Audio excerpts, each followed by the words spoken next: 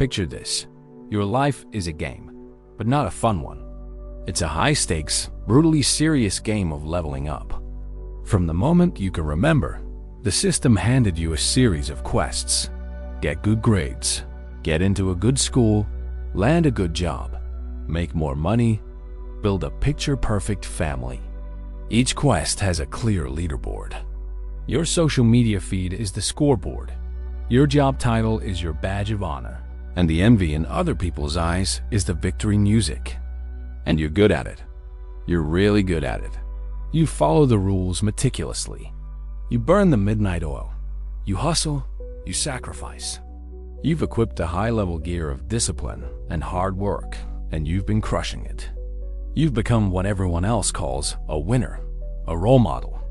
But then, one night, maybe in the dead of silence, or maybe in the quiet hum of a traffic jam at dusk, you're staring out the window, and a single, ghost-like question floats into your mind.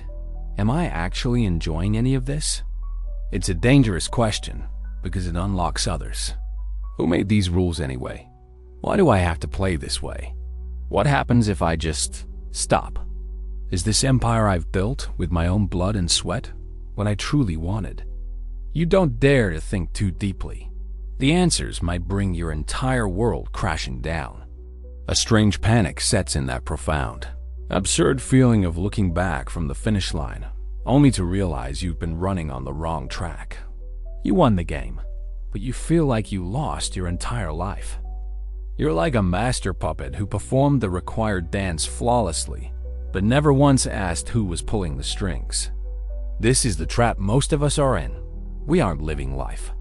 We are being lived by it. We've treated life as a war that must be won, forgetting that in war, there are no winners, only survivors. We are held hostage by the word useful, terrified of wasting time, terrified of straying from the pre-approved path to success. But over 2,000 years ago, a man named Zhuangzi looked at this crowd of people, crippled with anxiety about being useful, and he let out a world-shattering laugh. He proposed an idea so radical it threatens to upend our entire reality. The highest art of living isn't about winning the game. It's about playing with the game itself. So, this leads us to the ultimate question we must explore today. In a world obsessed with competition, efficiency, and results, is Zhuangzi's idea of playing with life just an unrealistic fantasy? Or is it a forgotten, supreme wisdom that leads to true freedom? How do we go from being an exhausted, high-achieving player to a liberated, joyful one who plays? Because Zhuangzi saw it all so clearly. The most impenetrable prison in the world isn't the rules on the outside. It's the obsession on the inside, the desperate need to win. And breaking free from that is where your life truly begins. So why do we do it? Why would we rather be an exhausted winner than a joyful, useless person? Because the root of this problem runs deeper than we can imagine, coiled in the bedrock of our culture and our psyche. It comes from the most primal fear of all, the fear of erasure. Your entire identity, that thing you call me, is actually a carefully constructed story. It's a story written by your achievements, your titles, your net worth, and what other people say about you. And that thing called your ego is like a hungry ghost. It has to constantly devour these external proofs of its existence just to feel real. The moment you stop acquiring, the moment you stop winning, the story pauses. The ghost begins to starve. And on a psychological level, that feels like death. So you see, you aren't really chasing success. You're running from the void. You don't actually love the hustle. You're terrified of the moment you stop, when you have to face the person in the mirror, the one with no labels, no definitions, the naked, unadorned self. This high-stakes game is, in essence, a deal you made with the devil of society to escape your own existential dread. Zhuangzi saw right through this scam 2,000 years ago, and the first bomb he threw at it was the wisdom of the utility of the useless. Imagine a massive tree on the side of the road. Its trunk is gnarled and twisted, so warped that carpenters look at it and shake their heads. It's useless. You can't even make a decent plank out of it. And because it's useless, it has survived every axe, every saw for centuries. All the other trees, the straight, tall, useful ones, were cut down and have long since rotted away. But this useless tree alone grows freely, its branches spreading wide, becoming a sacred place for travelers to find shade. Zhuangzi asks you, which is more successful? The useful trees that were turned into coffins, or the useless tree that has been free for 1,000 years? Our society is that short-sighted carpenter. It measures everything with a single utilitarian ruler. Knowledge that can be monetized is useful. Knowledge that can't is a waste of time. A social connection that can advance your career is useful. One that can is a distraction. By this standard, we are all desperately trying to prune ourselves into straight, usable timber. We chop off the inconvenient branches of our being, our childlike curiosity, our impractical dreams, our love for things purely for their own sake. And in the end, we succeed in making ourselves into a useful tool, but we lose the chance to exist as a whole, complete tree. We become useful, but we also become fragile. Because the moment the environment changes, the moment our use is no longer needed, we are discarded. Zhuangzi's playful stance, on the other hand, comes from a higher dimension of wisdom. In his famous story of Cook Ding carving an ox, the master chef's knife is still as sharp as new after 19 years. Why? Because he never hacks at the bone. His mind, not his eyes, perceives the ox's natural structure. He glides his knife through the empty spaces, effortlessly following the natural contours. For him, carving the ox isn't a battle. It's a dance with the Tao. He isn't conquering, he is yielding. He isn't forcing, he is flowing. This is the fundamental difference between the player and the one who plays. The player sees a world of targets and obstacles to be overcome. Life is a checklist. The more you tick off, the more you win. This mindset keeps you in a perpetual state of combat, of tension. You climb one mountain, and before you can even see the view, you're already planning your assault on the next. But the one who plays, whom Zhuangzi called the true person, sees the texture and rhythm of the world itself. They act not for the utilitarian result, but for the joy of moving in harmony with the universe, for the flow that comes from that resonance. Do you see the deeper trap now? The most terrifying thing about this system isn't that it gives you rules. It's that it convinces you the rules are the meaning of life itself. It gets you so addicted to the score that you completely forget that you, the real you, are infinitely bigger than the game. You forget that you have the power to redefine what winning means, or even to flip the whole board over and say, I'm not playing. You think you're just tired from the grind? No. Here's the more disturbing truth. You're not playing the game. The game is playing you. It's devouring your senses, dictating your emotions, and transforming you from a living, breathing being into a robot executing its programming. That is the true source of that profound, absurd feeling in your gut. When you throw yourself completely into this game of must-win, you think you're only sacrificing a little happiness, a little time. The truth is, you're sacrificing the entire world. This player mindset is like a colorless, odorless poison, silently dismantling your life on 3 invisible fronts. First consequence, your perception has been neutered. Imagine putting on a special pair of glasses that only allows you to see things of value. With them on, you walk into a forest. You no longer see the dappled sunlight filtering through the leaves. You no longer hear the wind whispering through the pines. You only see timber, medicinal herbs, mineral deposits, anything that can be priced, exploited, and monetized. This high-stakes game is that pair of glasses. It trains your brain into a cognitive bias called instrumental thinking, automatically filtering out anything irrelevant to your goal. You go to dinner with a friend.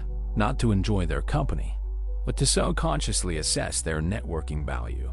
You read a book, not to commune with the author's soul, but to anxiously hunt for key takeaways for your next presentation. You become more and more efficient, but you also become more and more blind. You lose the ability to appreciate the beauty of a sunset, to have a conversation with no agenda, to feel immense joy from a small, useless thing. Zhuangzi said, "Heaven and earth have great beauty, but do not speak of it, but you can no longer see it." Your world has shrunk from an infinitely rich, living organism into a cold, price-tagged resource map. You thought you were conquering the world, but in reality, you were killing it. Second consequence, your relationships are collapsing. In this game, what are other people? They are teammates, opponents, or NPCs on your path to victory. This mentality fundamentally poisons the possibility of genuine connection. When you see everyone as a potential resource or a threat, you cannot build deep, trusting relationships. You become a master of performance, not presence.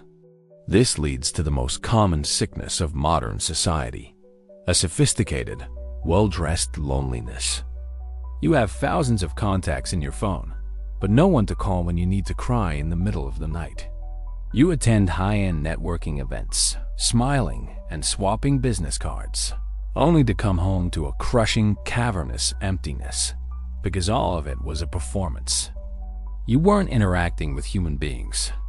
You were exchanging data with a collection of personal brands. Zhuangzi said, "The friendship of a true gentleman is as tasteless as water." But under the rule of the player mindset, we are all busy brewing cloyingly sweet liquor of mutual interest, toasting each other, sizing each other up, and feeling utterly alone together. Third and most terrifying consequence, you have lost the ability to create. You might argue, "No, I create value all the time." But Zhuangzi would tell you, what you're doing isn't creation. It's fabrication. Fabrication is working within existing frameworks to achieve a predefined goal in the most efficient way possible. True creation, however, is the act of shattering the frame. It's bringing something forth from nothing. It's introducing a new possibility into the world. All great art, all disruptive science, all thought that moves humanity forward is born from creation.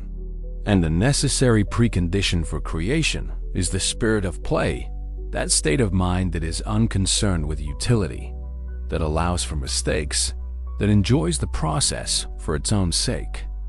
But you, the player, are too afraid of making mistakes, too obsessed with efficiency, too desperate for the right answer. Your mind is locked onto the track of the optimal solution.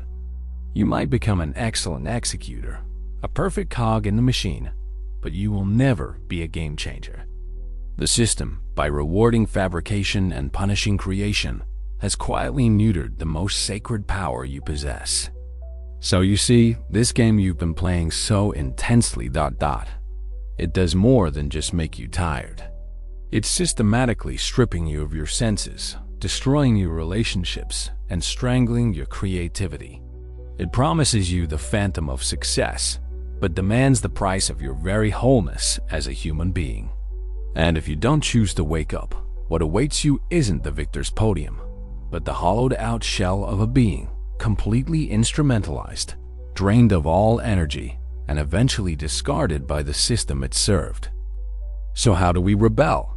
How do we stand up from this soul-devouring arcade machine, tear up the scorecard, and start a game that is truly our own? The answer isn't in doing more.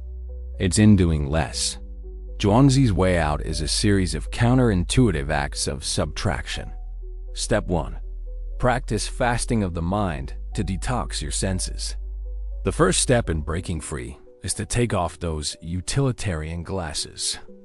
Zhuangzi called this fasting of the mind, letting your consciousness become empty and pure. How? By deliberately, almost rebelliously, doing useless things in your daily life. Take an afternoon, turn off your phone, and just go for a walk with no destination. Your brain will instinctively scream, "What's the point of this?" When that voice comes, acknowledge it, and then gently tell it, "Shut up. This is my useless time." Your task is not to think, but simply to be present. Feel the wind, watch a leaf fall, hear a distant laugh. Each time you do this, you are detoxing your perception. You are rewiring your brain to reconnect with the world as it is, not as a resource to be exploited. You are turning from a hunter back into a poet. Step 2. Embrace no self to dissolve your identity prison. Most of our suffering comes from defending our fragile ego. We fear failure and criticism because they stain our identity as a successful person. Zhuangzi's second radical insight is that this self you're defending so fiercely is an illusion. In his famous dream, he didn't know if he was Zhuangzi, who had dreamt of being a butterfly, or a butterfly dreaming he was Zhuangzi. The point isn't the riddle. It's the realization that your identity is fluid. You are not a fixed noun. You are a flowing verb. To practice this, try to see your social roles as just that, roles. When you are a manager, or a parent, or a friend, can you maintain a sliver of awareness that you are acting? Like a great actor, you are committed to the role, but you never forget you are acting. When you can play with your roles this way, you become free. Criticism can't crush you because it's aimed at the role, not the real you. A failure can't destroy you because it's just a plot point in your play, not the whole story. Step 3. Learn to go with the flow and dance with life. We are taught to take control of our lives, to swim against the current. But Zhuangzi saw this as a foolish waste of energy. The true master knows how to ride the currents. This isn't passive resignation, it's a higher form of intelligence. A master surfer doesn't create the waves, but they can read the ocean's energy and use its power to dance on the crest of the wave. How do you practice this? When something unexpected happens, when a plan is ruined, your first reaction is anger and anxiety. Try a second reaction. Take a breath and ask, could this new, unexpected current be taking me somewhere more interesting? This mindset shifts your life from a meticulously planned engineering project to a grand, surprising adventure. You surrender the illusion of control and begin to trust in the wisdom of life itself. These 3 steps, fasting the mind, no self, and going with the flow, are your tools for a prison break. They don't ask you to abandon the world. They empower you to re-enter it with a new kind of freedom and strength. You are no longer a slave to the game. You are a free person, dancing in chains, a lucid player staging your own magnificent play in the theater of the world. We've talked about how the player mindset traps you and how Zhuangzi's wisdom offers an escape map. But as we reach the end of our journey, you might have one final, ultimate question. If life is just a game, and I'm no longer chasing conventional success, then what is the meaning of it all? This is our final stop. And Zhuangzi's answer will completely shatter your understanding of meaning itself. We've been taught that the meaning of life is something you have to find or create, like a treasure hidden on a mountaintop. But Zhuangzi tells you this: meaning is not an answer to be found. It is the scenery you miss while you are busy searching. Think of listening to a beautiful symphony. Is its meaning the final note? Of course not. The meaning is inherent in the flow of every note, in the experience itself. Life is the same. You think the meaning of life is reaching the summit. So you rush past the wildflowers on the path and miss the cool breeze in the mountains. You turn the entire process of living into a means to an end. Zhuangzi tells you this is the fundamental error.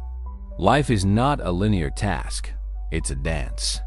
And the point of a dance is not to arrive at a particular spot on the floor.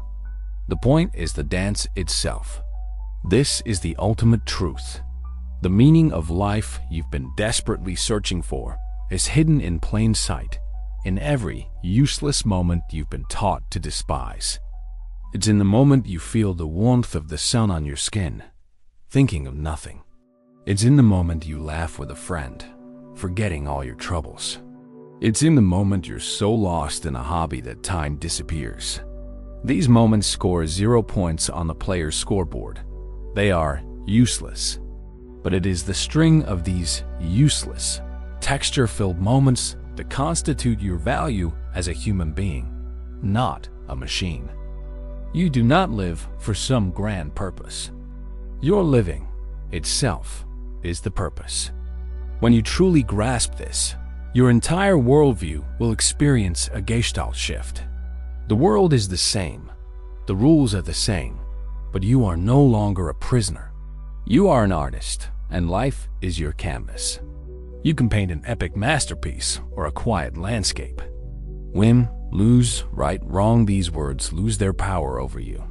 You only care about one thing. Did I paint this stroke with joy? Did I dance this step with freedom? You will finally realize that true mental freedom isn't about escaping the world. It's about finding a way to play within this absurd, restrictive world. Now, look back at your life. All those KPIs, those draining relationships, those life goals that keep you up at night, ... Do they still look so menacing? Or have they become props in a grand game? Props you can choose to pick up or choose to set down. The choice is now back in your hands. You can continue to be the serious, exhausted player, or you can choose to be the laughing, dancing one who plays. And that is the most important decision you will ever make. If, during our journey today, you felt even a glimmer of freedom from your chains, just for a second, then subscribe to our channel. Because here, we will continue to break down the invisible prisons and explore with you more paths to true liberation. We don't provide answers. We are just here to help you ignite the light within. See you next time.